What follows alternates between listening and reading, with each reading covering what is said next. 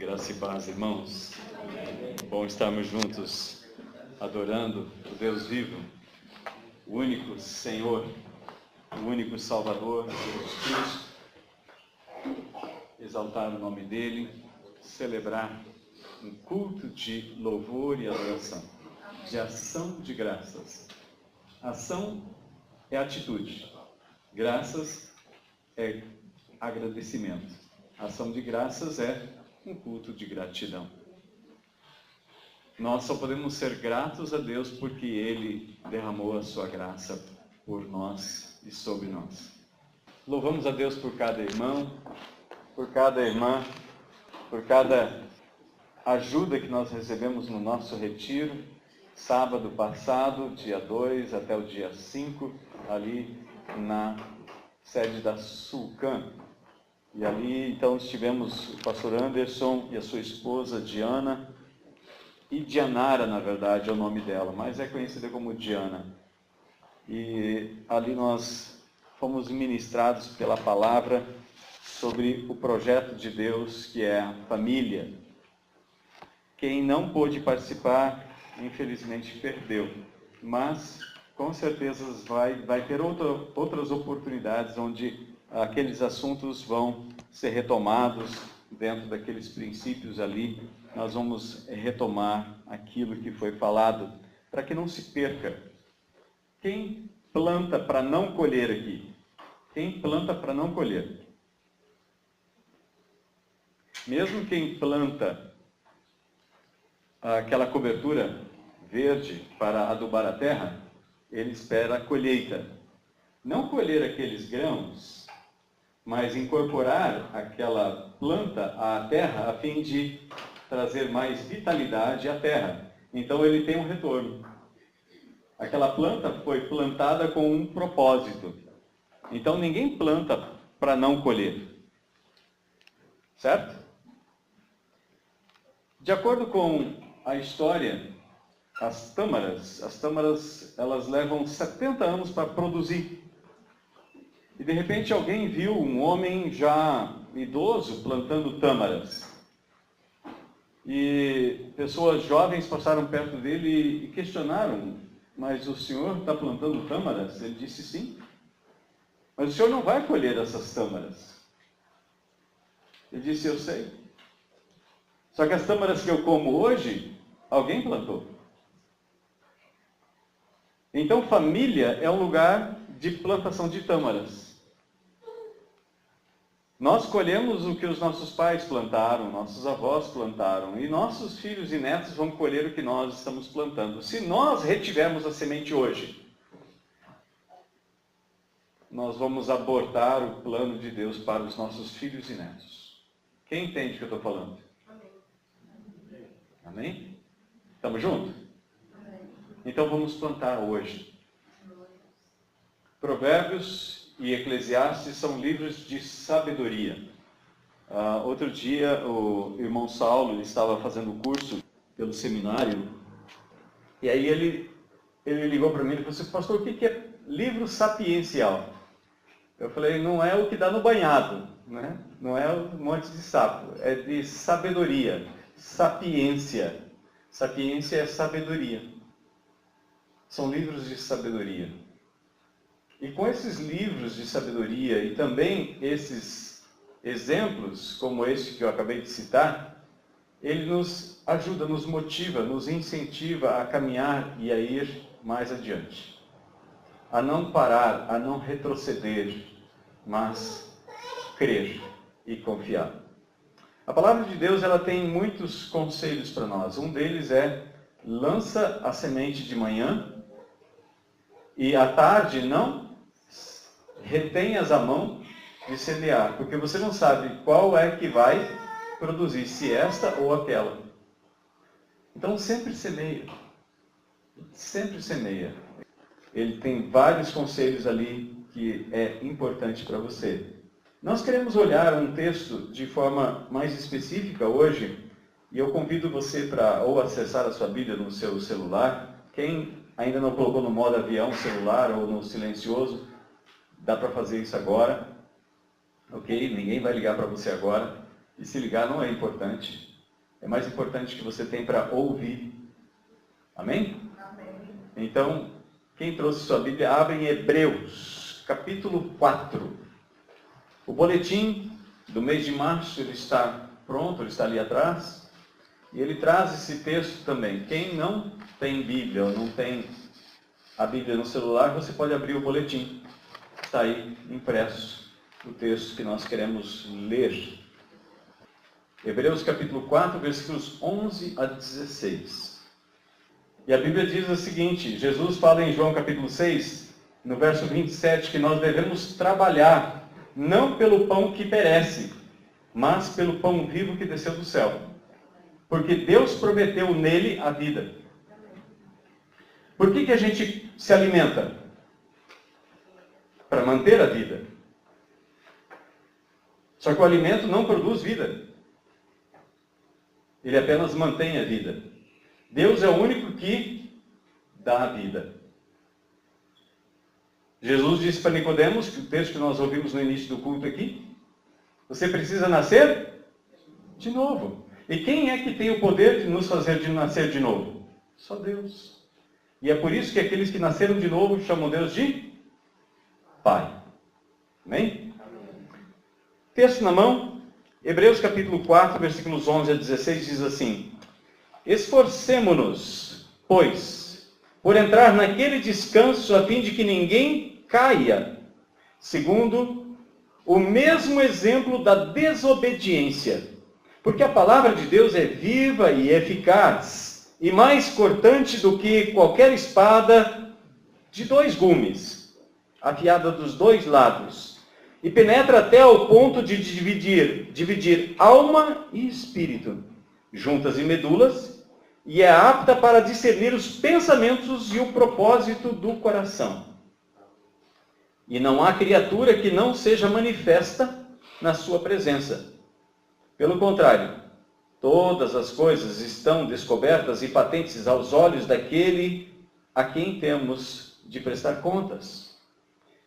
Tendo, pois, a Jesus, o Filho de Deus, como grande sumo sacerdote que penetrou os céus, conservemos firme a nossa confissão. Porque não temos sumo sacerdote que não possa compadecer-se das nossas fraquezas. Antes, foi ele tentado em todas as coisas, a nossa semelhança, mas sem pecado. Acheguemo-nos, portanto, confiadamente ao trono da graça, a fim de recebermos misericórdia e acharmos graça para socorro em ocasião oportuna. Vamos orar? Querido Pai, nós te agradecemos pela palavra maravilhosa do Senhor.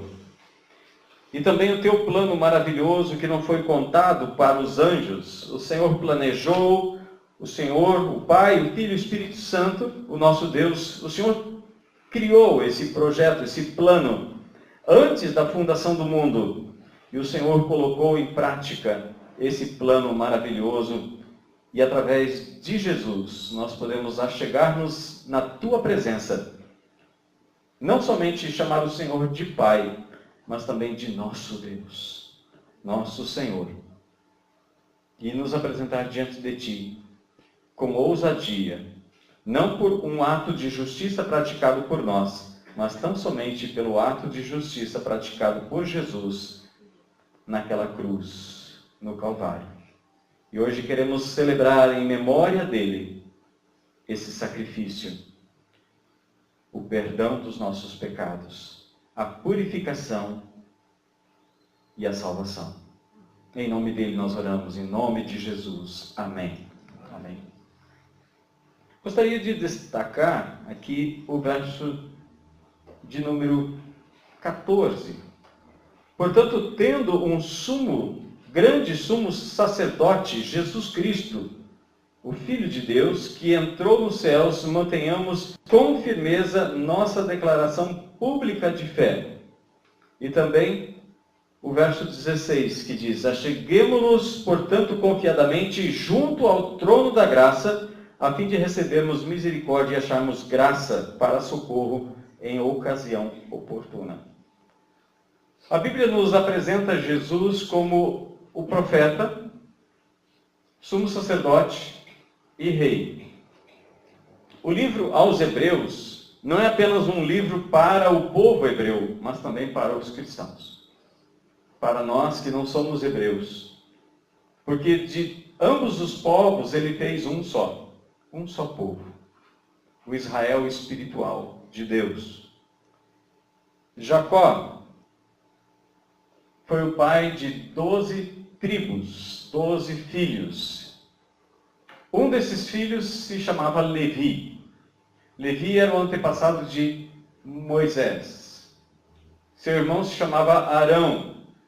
E através do irmão de Moisés, Deus gerou então o ministério levítico. O ministério levítico ele estava baseado em cima da lei. A lei ela foi dada por causa da multidão de pecados que os homens cometeram.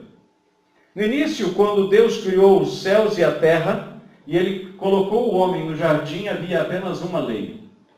Está lá em Gênesis capítulo 2, versículo 16, onde Deus diz que de toda árvore o homem podia comer, mas da árvore do conhecimento do bem e do mal, ele não deveria comer. O pecado entrou no mundo através da boca.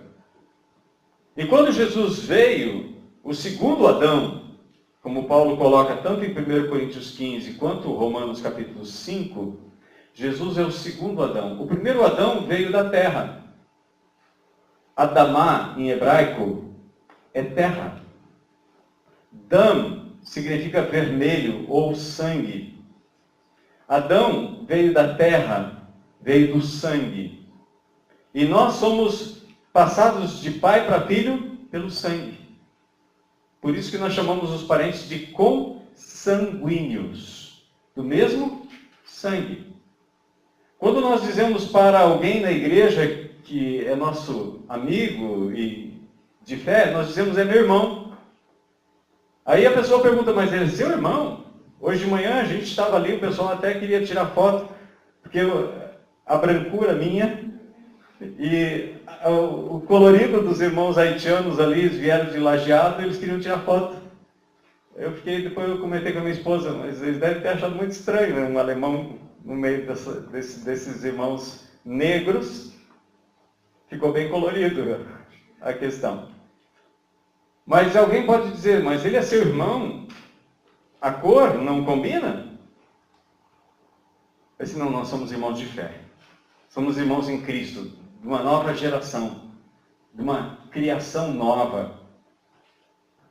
Mas alguém me perguntar se você tem um irmão sanguíneo, de sangue, eu vou dizer sim, eu tenho um irmão. E ele é parecido comigo. A aparência exterior.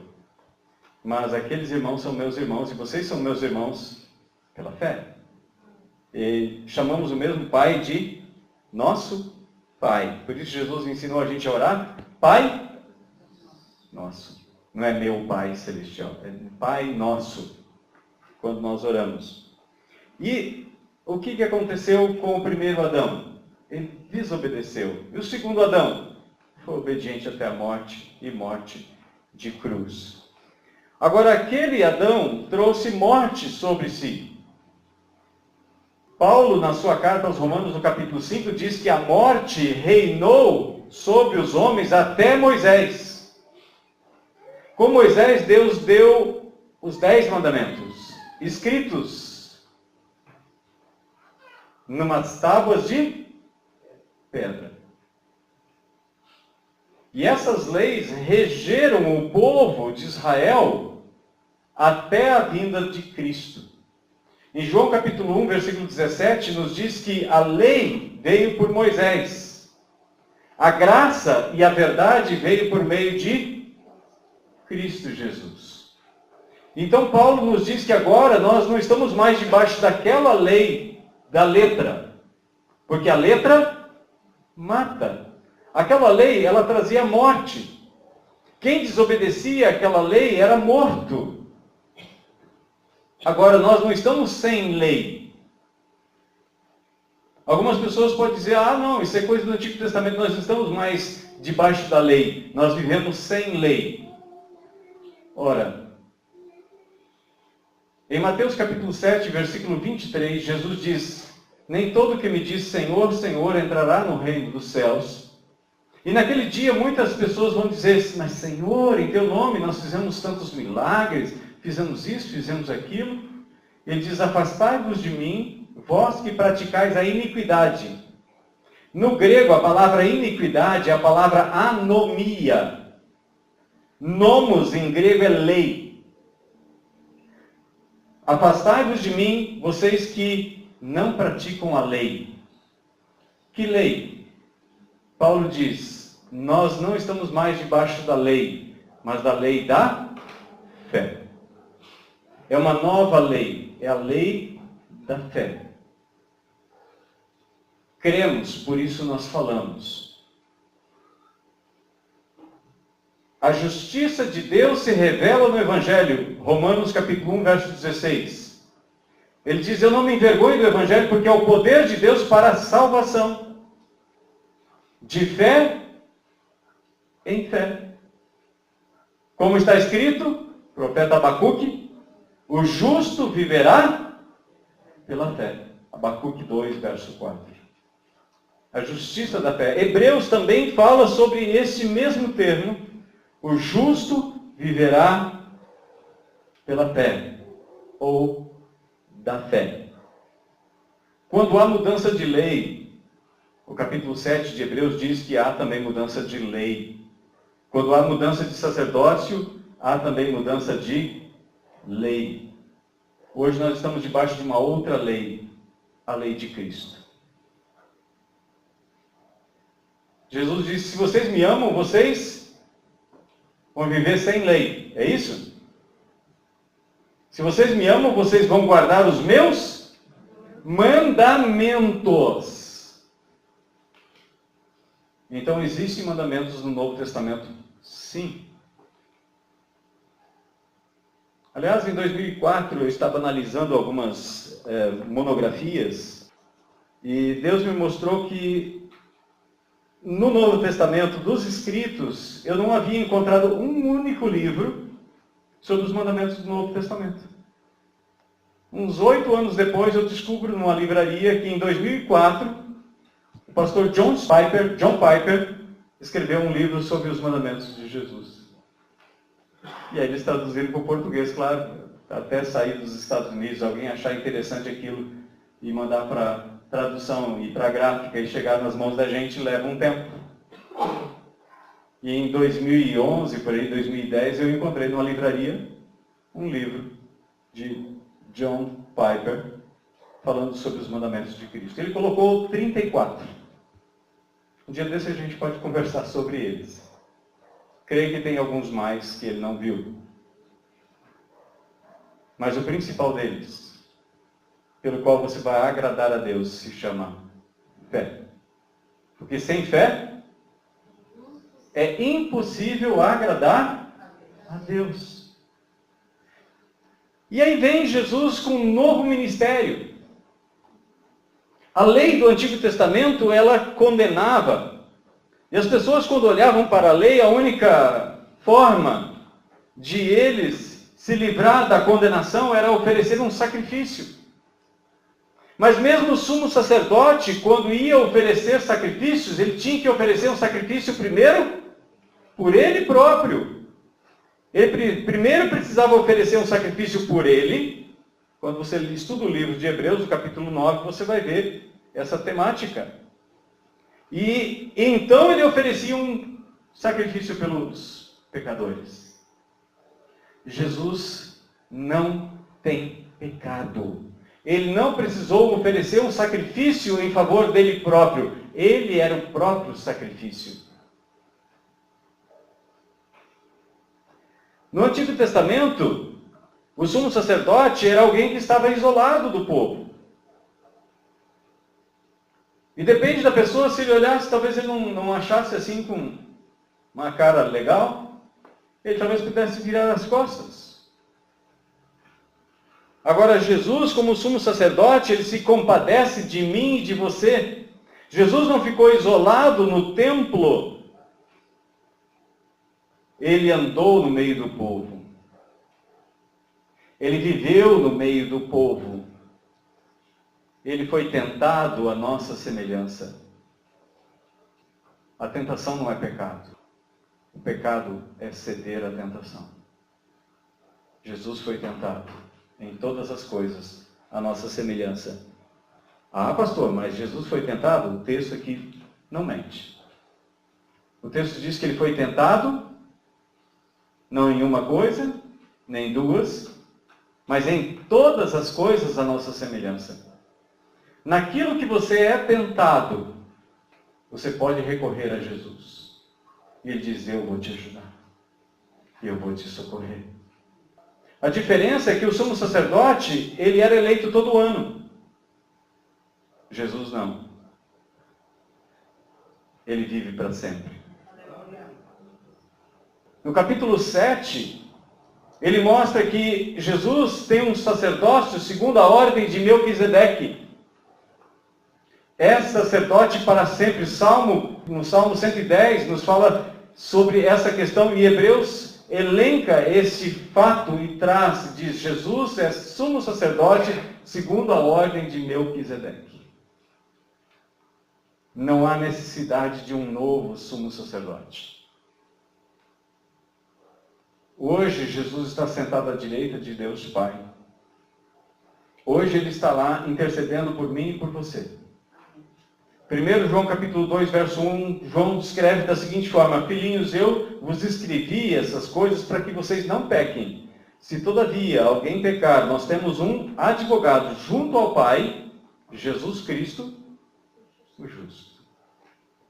E esse texto de Hebreus nos mostra que Jesus não é apenas sumo sacerdote, ele também é rei. E além de rei, ele também era profeta. O profeta anuncia coisas que Deus revela, que Deus fala, mas que ainda vão se cumprir no futuro. Jesus disse, estão vendo essas pedras? Os discípulos caminhando pelo pátio do templo, naquela semana em que ele foi maltratado, condenado, crucificado e depois morreu, eles disseram, mestre, que pedras, que construções. Infelizmente nós, como seres humanos, nós nos prendemos muito às coisas da terra. Nós trazemos muito do nosso velho Adão dentro de nós. Corre nas nossas veias aquele DNA. Mas agora, quem nasceu de novo, corre nas nossas veias um outro sangue, o sangue do Cordeiro. E assim como pelo alimento o pecado entrou no mundo, pelo alimento, pelo pão da vida, a vida vem a nós. Vem a mim e vem a você. Quando nós celebramos a ceia do Senhor, não é um ritual, é comunhão. Não é algo mágico. É submissão. É obediência. Por isso é ordenança. Jesus ordenou e nós obedecemos. Simples assim. Ninguém bebe e come perdão, porque o perdão dos nossos pecados já foi conquistado lá na cruz, com aquele sangue derramado no Calvário. Jesus disse, tomai e bebei, este cálice é o Novo Testamento no meu sangue. Para quê? Para remissão dos pecados. Remissão significa pagamento. Uma pessoa redimida era uma pessoa comprada. A palavra redenção, ela vem do comércio. Quando as pessoas vendiam escravos, eles colocavam os escravos num lugar alto. Então as pessoas vinham para comprar escravos. Hoje a gente fala de escravo, as pessoas até dizem, mas escravo? Quantos anos faz que no Brasil não tem mais escravos? Quando foi a abolição da escravatura no Brasil? 1888. Um ano antes da proclamação da República. Não é isso? A princesa Isabel fez um decreto dando carta de alforria, libertando os escravos. Não vamos entrar no mérito da libertação dos escravos? Mas até ali havia comércio de escravos. No Brasil. E pasme, ainda tem alguns lugares que tem escravos sendo vendidos e comprados. Alguns países onde o islamismo impera, as pessoas compram esposas. Perto de Juí. Ofereceram não sei quantos camelos pela esposa. Ele perdeu o negócio, né? Mas não tinha como trazer os camelos. Então não teve como fazer brincadeira. Mas ainda hoje pessoas são compradas. Pessoas são vendidas. E a palavra ali é redenção, é remissão. Acontece no comércio de compra de escravos. No Antigo Testamento a lei dizia que se você não tiver dinheiro para pagar, você se torna escravo de quem é o credor até quitar a dívida. E então vamos supor que o Lucas, vem cá Lucas. O Lucas quer pagar a dívida, mas ele não tem como pagar a dívida. E então a dívida dele é grande. Só ele e o trabalho dele como escravo não vai pagar a dívida. E então começa a fazer as contas. E a Cátia também se torna minha escrava. E se eles tiverem filhos, se tornam escravos também. E vamos supor que eu compro o Lucas e a Cátia e eles têm um filho. Sabe de quem é aquele filho? É meu. É do dono. Não é deles. E se amanhã ou depois eles quitarem a dívida e saírem da minha casa, sabe quem é que fica com os filhos como escravo? Eu. São meus.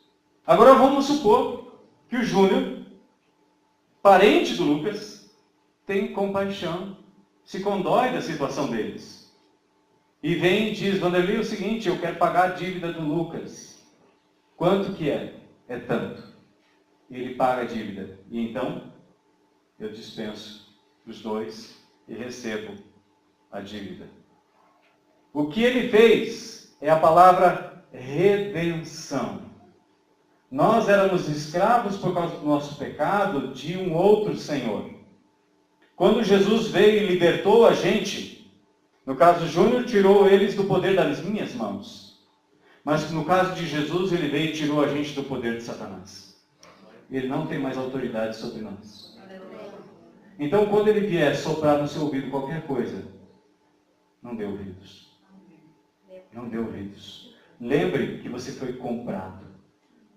E um alto preço. Não foi prata, não foi ouro, mas o precioso sangue de Jesus. Amém? Obrigado, Lucas. Essa é a palavra redenção. Nós somos redimidos. Mas quem é que pode comprar? Só quem tem condições financeiras para comprar. Certo? Então, o que o texto nos diz no verso 16? Achegando-vos ao trono da graça. Somente um rei tem poder. Somente um rei tem condições. E Jesus pagou o preço. Ele é o dono de tudo. O inimigo das nossas almas, ele tentou ludibriar Jesus. Ele diz, você quer de volta esse mundo? Eu te dou. Basta que você se ajoelhe aqui e me adore. Eu dou para você. Você não precisa passar pelo sofrimento, pelas dificuldades. Jesus disse, não. Só a Deus adore e só a Ele dê culto. Jesus não aceitou a troca. Diz, vocês queriam? Então, eu dou para você. A única coisa que você faz. O que ele estava tentando fazer? Minar nossa única salvação. Se vocês pensam que Satanás ele é bobo, bobo é quem pensa que ele é bobo. Ele é muito esperto. O inimigo das nossas almas não é aquele que às vezes aparece em pessoas que caem endemoniadas e se estribucham no chão. A Bíblia chama esses espíritos de espíritos imundos. Mas o mais astuto inimigo das nossas almas, ele vem e sopra nos seus ouvidos. E às vezes usa até a boca de pessoas para tirar você do foco, do alvo, do propósito de Deus. Em Mateus capítulo 16, quando Jesus disse, olha, estamos indo para Jerusalém. E ali vai se cumprir aquilo que está escrito a meu respeito. Que os profetas escreveram. Porque Jesus também é profeta. Ele revelou para os profetas o que ia acontecer com ele. E aí Pedro chama Jesus de lado assim. Muito educado. Ele não falou na frente de todo mundo. Ele tirou ele de lado. Disse, Jesus, isso não pode acontecer contigo. E Jesus disse, você está pensando como os homens pensam, não como Deus pensa. E aí ele disse uma palavra muito dura para Pedro. Arreda Satanás. Arreda Satanás. Porque agora você não é pedra de apoio. Agora você está se tornando uma pedra de tropeço para mim. Porque a palavra Pedro significa pedra. Um trocadilho que Jesus usou ali. Hoje nós podemos chegar diante do trono da graça. Agora, o que significa trono? Um lugar de poder. Um lugar de governo. Um lugar de suprimento. Ou não é assim? Quando você fala do trono, você está falando de realeza. Quando você está falando do trono, você está falando de governo. Quando você fala do trono, você fala do lugar de segurança. Por isso que trono ele é representado por uma poltrona. A pessoa está sentada, porque ela exerce um poder com autoridade. O poder dele é tal que ele não faz, ele manda fazer. Ele dá ordem. No capítulo 1 de Hebreus, ele fala que aos seus anjos ele faz eles serem ventos. Tudo está debaixo do poder dele. Em Hebreus, no capítulo 1, no verso 3, eu convido você para olhar, ele diz o seguinte: ele é o resplendor da sua glória, a representação exata do seu ser, sustentando todas as coisas pela palavra do seu poder. Não é que a palavra de Jesus tem poder, é que Jesus fala e as coisas acontecem. Palavra do seu poder. Quando Jesus ressuscitou, e antes dele ser elevado aos céus, ele disse: toda a autoridade me foi dada no céu e na terra. Toda a autoridade. Ele não disse, olha, 75%, 99% da autoridade foi dada a mim. Não. Toda a autoridade. E toda a autoridade é toda a autoridade. Não tem nada fora da sua autoridade. E quando Paulo fala sobre essa questão de tudo estar debaixo dos seus pés e da sua autoridade, Paulo então explica no capítulo 15 de 1 Coríntios. Quando ele fala todas as coisas, certamente ele exclui aquele a quem tudo subordinou sobre ele, que é o Pai. Então, quando todas as coisas estiverem sujeitas a ele, o último inimigo a ser vencido é a morte. Então, quando Cristo voltar, os mortos ressuscitarem, então o próprio Cristo Jesus, juntamente conosco lá no céu, vamos nos prostrar, vamos nos ajoelhar diante do Pai, como está em Hebreus capítulo 2. Aqui estou eu e os filhos que o Senhor me deu. Olha o capítulo 2, que maravilha. Versículo 10. Porque era preciso que aquele para quem todas as coisas, e por meio de todas as coisas, de quem todas as coisas existem, ao trazer muitos filhos à glória, aperfeiçoasse por meio do sofrimento o autor da salvação deles. Pois todos vêm de um só, tanto o que santifica como os que são santificados. Por essa razão, ele não se envergonha de chamá-los de irmãos, dizendo: anunciarei teu nome aos meus irmãos. Cantarei louvores a ti no meio da congregação. O que esse texto está dizendo aqui? Que além das pessoas físicas que nós estamos enxergando aqui, tem uma outra pessoa aqui que nós não vemos. Nós não sabemos que está aqui. O mesmo que disse: eis que estou convosco todos os dias até a consumação dos séculos. Espiritualmente Jesus está aqui. Fisicamente ele está sentado à direita do Pai. Eu disse: mas pastor, como é que pode isso? Porque ele é Deus. Deus está em todo lugar, sabe todas as coisas e pode todas as coisas. E outra coisa, a lei da fé que Jesus nos ensinou, logo depois que ele foi transfigurado na presença dos seus 3 discípulos mais próximos, Pedro, Tiago e João, ele disse: nada é impossível ao que crê. Pela fé. Pela fé. E ele segue dizendo: porei nele a minha confiança. E ainda, aqui estou e os filhos que Deus me deu.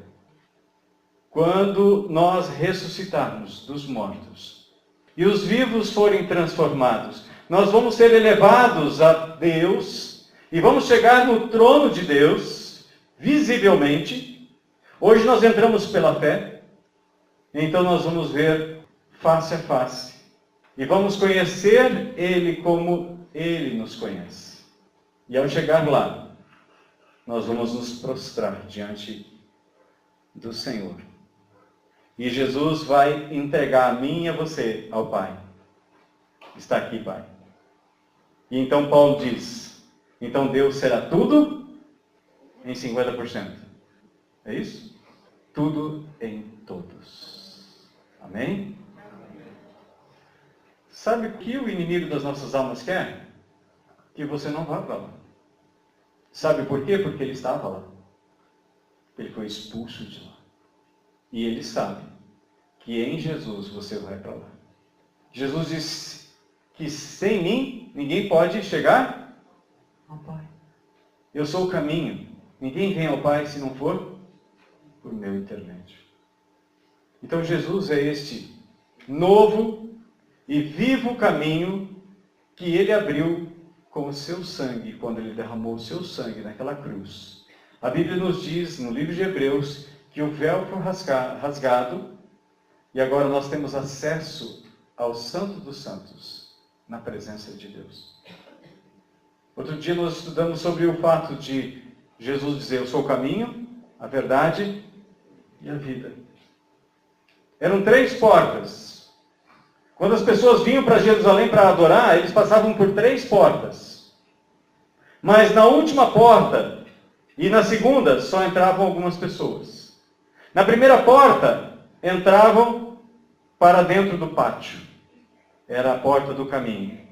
E depois tinha uma outra porta que entrava no santo lugar. Lá só os sacerdotes e levitas podiam entrar. A verdade. Mas ainda tinha uma cortina. Era uma terceira porta para entrar no lugar onde tem vida. E quando Jesus veio, ele abriu o caminho. E agora nós entramos na presença de Deus. Quando você ora, os céus estão abertos. Quando você busca Deus, os céus estão abertos. Se você buscar em nome de Jesus o caminho. Amém? E hoje nós queremos celebrar esse novo e vivo, porque ele não está morto. No terceiro dia ele ressuscitou. Hoje nós estamos celebrando aquele que vive e reina, sentado ao lado do Pai. Por isso é um trono de graça. Então quando você se aproxima de Deus em nome de Jesus, e você diz, Senhor, eu não consigo. Está pesado demais, a luta está muito grande. Eu não consigo vencer essa dificuldade. Dentro da minha casa, a casa virou um campo de guerra. Jesus vai dizer, eu sei, eu vou te ajudar. Você vai encontrar socorro. Sabe quando a gente pede socorro? Quando a gente não consegue. Se você consegue sozinho, você não precisa de Deus. Mas será que a gente consegue? Então nós precisamos de Deus. O tempo todo, em todo tempo. Não dê nenhum passo sem pedir a direção de Deus. Não enfrente nenhuma dificuldade sem pedir a ajuda de Deus. Ele tem prazer em nos socorrer. Vamos nos colocar em pé e orar? Quando você se coloca diante de Deus, é Ele mesmo, que pelo poder da sua palavra envia socorro. Talvez você pense que um anjo daria conta da questão. Tem muita gente que diz, vou orar para o anjo da guarda. Não ore para o anjo da guarda. Se você precisar de 2, ore para Deus. Ele tem miríades de miríades a seu serviço. Em Hebreus capítulo 1, versículo 14, o autor aos Hebreus diz, quem são os anjos? São espíritos ministradores enviados para proteger e para guardar aqueles que vão herdar a vida eterna. Então, quando você clama a Deus, Ele sabe te socorrer. Ele sustenta os pássaros. Jesus disse que nós valemos mais do que muitos pássaros. E nenhum pássaro cai na terra sem que Deus saiba, sem que Deus consinta. Ele é quem nos sustenta.